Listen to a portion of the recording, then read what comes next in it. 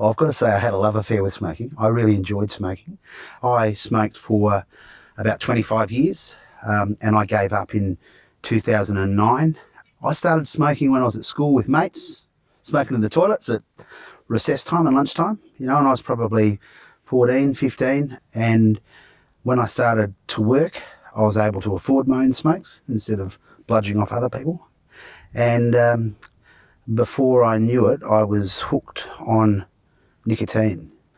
I was a habitual smoker for many different reasons. I'd feel like a smoke every time the phone rang, every time I had a cup of coffee, every time I had a beer, every time I got in the car, when I woke up, when I'd eaten, when I'd finished breakfast. And I smoked around the kids, and I set a really bad example for them. I reckon I'm probably an anxious person as a general rule of thumb.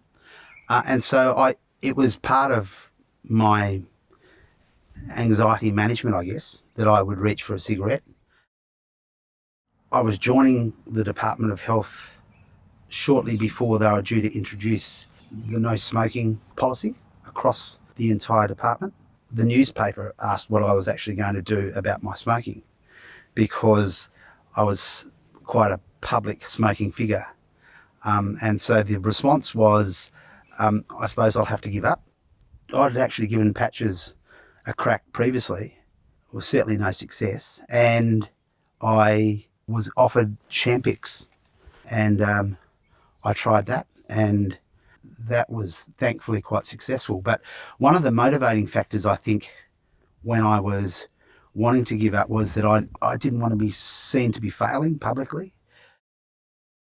The first 2 weeks of taking Champix and smoking, I smoked a lot, and it was almost like I was desperately trying to get as much nicotine into me as I could. And then I discovered after that even if you did smoke, the impact that it wasn't the same. You weren't getting the hit that you would ordinarily get. I probably drank a lot more coffee, but I drank water, lots of water. Always try to have water with me. And the secret was to just add a little bit of time when you actually felt like you really wanted a cigarette, just to do something that added a little bit of time, and that feeling quickly dissipated. And so the more you did that, the longer the intervals between wanting a cigarette. You need to be very mindful of that sort of thing, that if you've got an addiction, that it's very easy to find another addiction to take its place. Often, the times I would choose to quit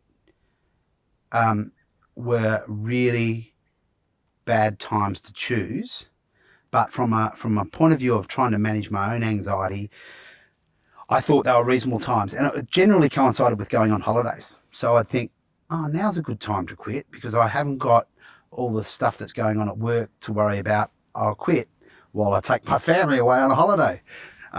So mostly my family were the ones who experienced all the bad sides of giving up smoking. I spent a lot of time going to gym, and it was a really important part of that, maintaining the momentum and maintaining the motivation. And it was much better to feel fitter and healthier. And I just found it really important to be disciplined enough to do something for myself and to ensure that I found time to do that. I'm proudly a non-smoker. I really like the idea that I can sit in amongst a group of people, whether it be at the footy club or the cricket club or wherever, who are smokers, and sit there and not feel like I want to have a cigarette.